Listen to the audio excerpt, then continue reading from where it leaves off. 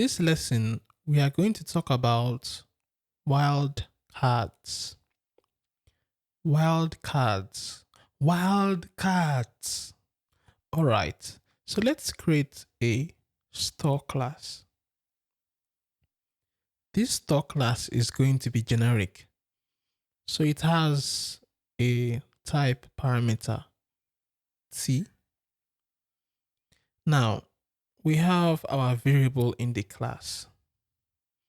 But take note, this variable is an array of type T. So it could be an array of integers, an array of strings, or whatever.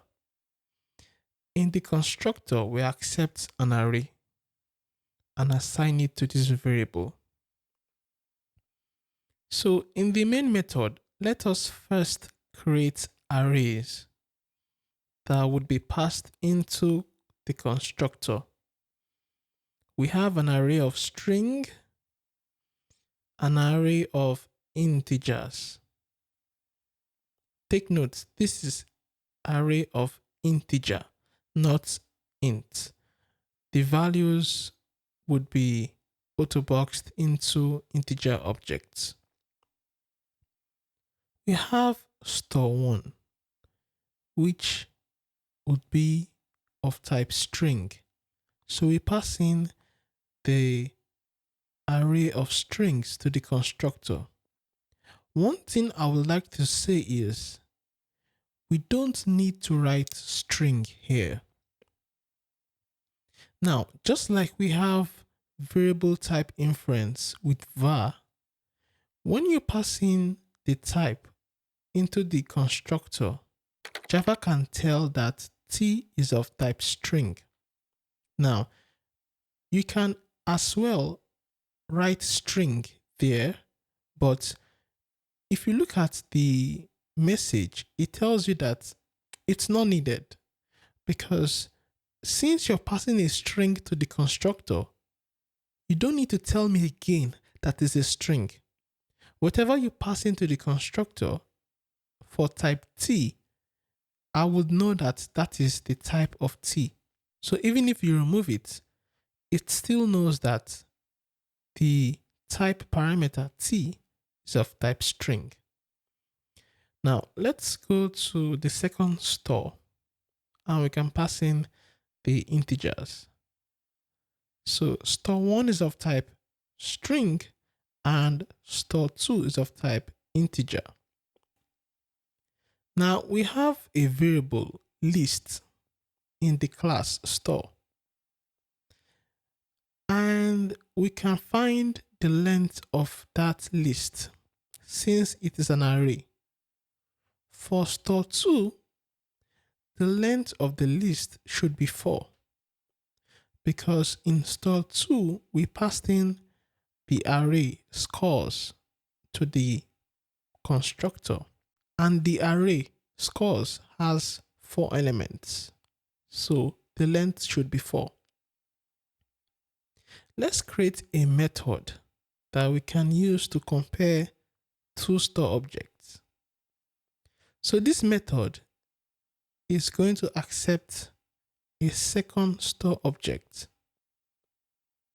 and compare the list in this current store with the list of the store passed in. So look at this code. The name of the method is greater than. It accepts a store of type T. The name of the variable is other store. So if the list of this current store, the length is greater than the list of the other store, print out true, else print out false. It's quite straightforward. Let us test this method.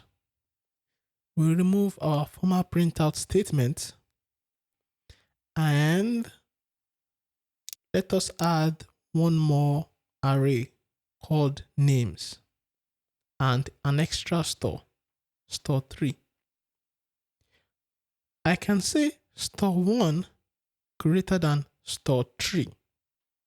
What is that going to do? it's passing in store 3 inside that method.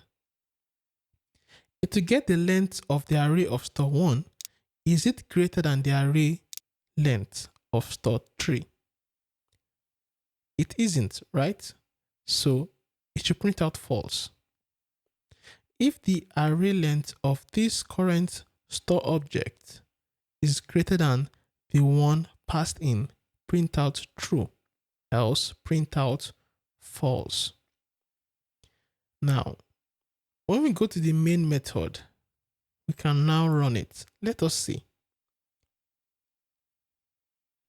It's printed out false.